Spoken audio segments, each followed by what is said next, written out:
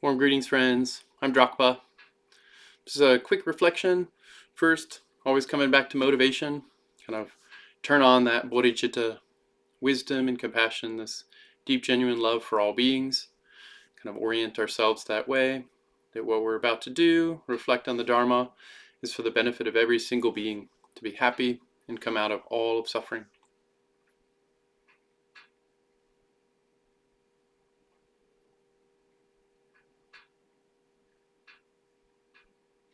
So I just had a simple reflection. It's not too complicated or complex.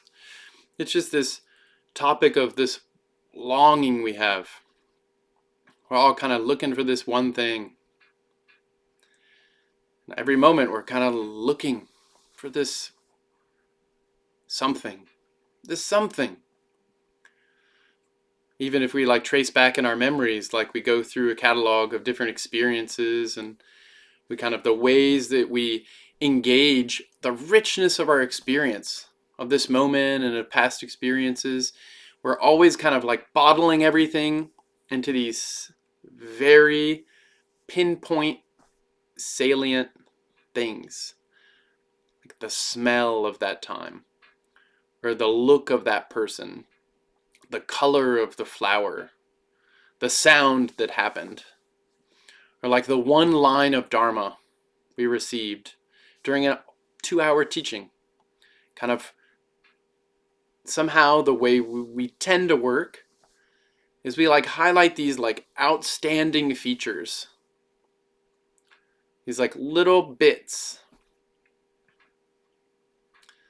And so what is it we're looking for? What are these things? It's not a long list of things we're looking for. In this moment, am I trying to get my 10 things done, and once those 10 things are done, I'll be happy? Or when I look back at an afternoon that I enjoyed with a friend, is it this whole extensive map of memories that I'm really kind of constantly replaying? Somehow we usually really distill it into these very singular, distilled, pinpointed things, these sense impressions. So what are these things we're looking for? This longing. So that's kind of the reflection from a Buddhist take. I mean, really, it's look at instead of focusing on the thing I'm longing for, or the information I want to understand, or the arrangement of a situation that I'm trying to coordinate, and then finally I'll be happy. As Buddhists, we really put the emphasis on how do I approach this moment? How do I poise myself to be available for the beauty and richness and aliveness of this moment? So instead of focusing on the thing or the information, the certain content or the specific item, instead of just looking for an item, it's so much more practical and helpful and successful to look at how am I looking? What am I expecting? What's the atmosphere of my mind and my heart in this moment? And that's it. That's a topic of reflection. To reorient that. To always at the beginning kind of brighten this motivation or this disposition to be ready to be moved, to be available for insight to happen, to poise the mind in a fresh way so that whatever it's engaging, a smell, a sound, a person, a memory, that it can do it with a vivid aliveness, a freshness, an actual interest. And so then this longing is much more of a, it's not coming from a sense of a lack. I feel kind of empty and missing something. And so I'm longing to be full. I'm longing to connect. I'm longing to have this thing that then will fill me. Or kind of it'll be the missing puzzle piece. And finally I'll have it all together. Instead of doing that, really highlight with kindness and interest the approach, the view, the motivation. Like to really first make oneself like settled as like a rich field of kind of alive, curious interest. So they call that the view. So put oneself in a disposition or a readiness to be awed, to be connected, to be in touch, to like to all of a sudden sync up with what's around you and like kind of like a flock of birds to like fly in formation. This Buddhist teaching of interdependence, pratityasamutpada, is this is like, how do I get out of the way of myself? Like, how do I see that I'm already flying in formation with these things around me? I'm already connected to them. I'm already a part of them. They're already a part of me. Like, this is always a co-creative moment happening. How do I get myself out of the way of just like the simple beingness or naturalness of being a part of life happening? And that's a question of poise, of like actually connecting to like my motivation in a kind of settled, attentive, kind, curious, confident way. So all these Buddhist teachings, they come to this point, poising the mind for insight, readying oneself to engage life in a way that's alive. Not to wait for life to wake you up, or not to wait for the next bit of information to solve the kind of like mystery, but to be like in the mystery.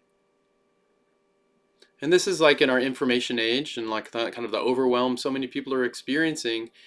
This is kind of like a core response to this challenge that we're all facing, is instead of trying to get the next life hack, instead of trying to get the 5 key Buddhist points, the main point comes to look to the mind first, look to the heart first, relax with confidence. We're already a part of this amazing creative experience that we could call life or reality or awareness.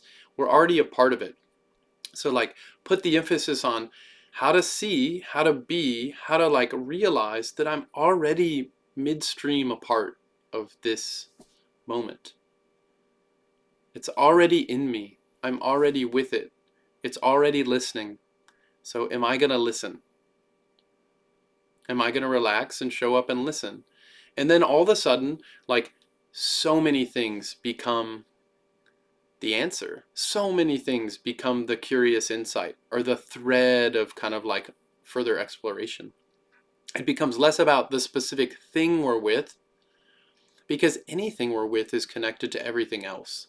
Like it's all an avenue or a portal, a doorway into like the nature of things, of interdependence, of kind of how things are so amazingly, elegantly oriented with one another. And these utterly unfathomable, inexhaustibly complex patterned relationships. So like putting the emphasis on the readiness of myself instead of trying to arrange the things so that I can relax and enjoy. So trying to find that kind of like enjoyment inside, or that contentment. And so all these Buddhist teachings come to this point, readying the mind. Readying the mind by like actually first kind of putting the emphasis on the mind and the heart. How am I approaching this moment? What's my motivation? What's the view I'm holding? What's the worldview I'm in? And that is like a single point that like actually includes them all. Because then everything is going to be kind of a very interesting experience. Every reflection we have, every moment we have, everything that might happen to us, surprising, calming, sleep-inducing, fear-inducing, they're all going to have a thread of like heightened interest, of connection. And we'll be more available to actually engage them, be with them, in ways that are more embracing, more lovely, more mutually supportive. Because we'll already be coming from a place of poise, of relief, of enjoyment, of curiosity. And this specific inquiry was recently like kind of refreshed for myself when I listened to a conversation with Elizabeth Mattis Namgyal and Krishna Das. And it's kind of really just emphasizing this profound point of connection, of devotion, of this warm-hearted connection to like these wisdom beings, these wakeful, fresh, amazingly heart-centered beings, that they're just like so relaxed into themselves. They're so settled with their own naturalness, their own intelligent goodness, their own like wisdom, that just being around them helps us also settle into ourselves, to relax. We already have it. This nature is already here. This wisdom and compassion is already the nature of my mind and my heart. And just being in their presence, like actually, it helps us realize we're already flying in formation. We're already a school of fish. And like this happens to be these wisdom beings, like these amazing, extraordinary beings that we can sync up with and rely on and relax with and creatively explore together. And it's just a simple turn. It's a simple turn of mind and heart to like really, to like genuinely connect to these amazing wisdom beings in their vast fields of awakened activity that are already happening, that are already around us, that are already inside of us. So to have that courageous view, that approach, that I have this wisdom and compassion in myself, and I'm going to intelligently decide to be around others that see that too, and they're realizing that in real time. They're brightly shining their wisdom and compassion, and like by being around them and relaxing into our own goodness and seeing their own goodness and intelligence, all of a sudden we start syncing up, and we can create so many beautiful, amazing, intelligent things together. Things that when other people come across those things, those expressions of Dharma, then they're encouraged to just relax. Relax, poise, become ready. Just see how awesome you are. See how awesome you are. You don't need to get all this stuff from outside. We don't have to figure out the whole puzzle. But see already, each of us comes with this amazing, extraordinary awesomeness, this lovely wisdom and compassion, these skillful means, this powerful, energetic, kind of creative energy. We have this, put this as the first point, and then engage experience. And then we can juggle all the things we have to juggle, which is just what being a being is. We have bodies, we have relationships, we're parts of worlds. Like, so we're not going to stop juggling. But if we put the emphasis first on like a poised disposition for a warm-hearted connection that begins with ourself, to connect to our nature, our Buddha nature, or whatever you call it, to connect with that goodness and intelligence, to like intelligently put ourselves around others that already have this wisdom and compassion shining on more brightly, and they're creating environments and atmospheres, retreat centers, or just different everyday experiences that make it easier for us to see that goodness in ourselves, to see that goodness and intelligence in others. And gradually we get more settled, we get more familiar and stable with this as a way of being, a way of naturally kind of just being with life, being with sounds, being with memories. This like really heartfelt devotion. This is all called devotion. And in Tibetan Buddhism, this is why devotion is the bedrock for all these so-called higher Tantra teachings like Dzogchen. Devotion helps us sync up with these amazing pattern wisdom mandalas that are already present, that we're already a part of, that are inside of us, that are outside of us, that we're always like in touch with, but oftentimes not attuned to. So like devotion is what attunes us to these living wisdom mandalas that are already in motion.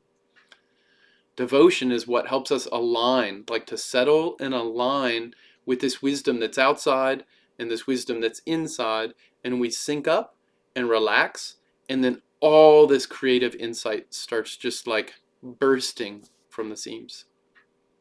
So that's the single point. If we expect this endless list of things to come to us from outside, it's going to constantly be disappointing.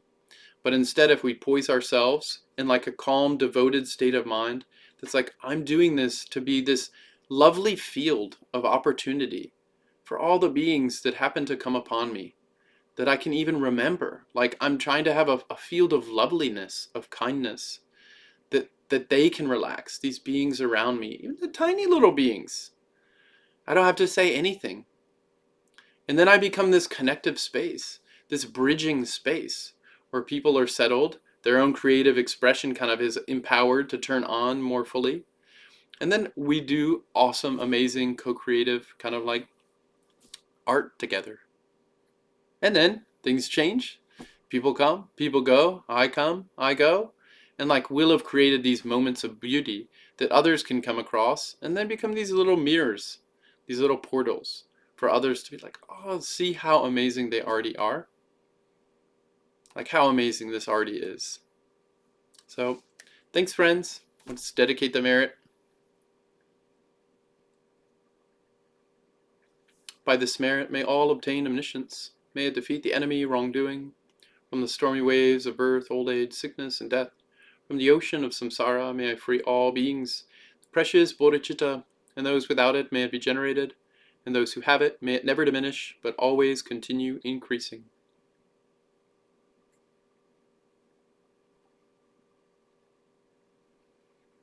Thanks.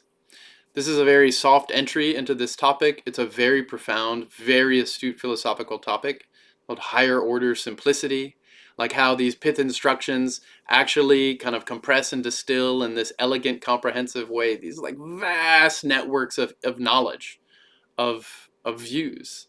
It's this higher order simplicity that it just seems like poising the mind. So simple, having a devoted, compassionate bodhicitta like way of being. So simple, so easy, and it is. But when we really look into that philosophically, how it actually is like comprehensively orienting all these different philosophical views, this very nuanced, detailed, like study and contemplation, into these higher order, elegant, simple, very simple, like utterly simple kind of like universes of ways of being, of views. This is the extraordinary power of Tibetan Buddhism. It's like all these pith instructions, these ways of very simply going so deep and including so much, and just getting to be with that level of like abundant, overflowing depth and richness, but like just with a tiny little point. Thanks.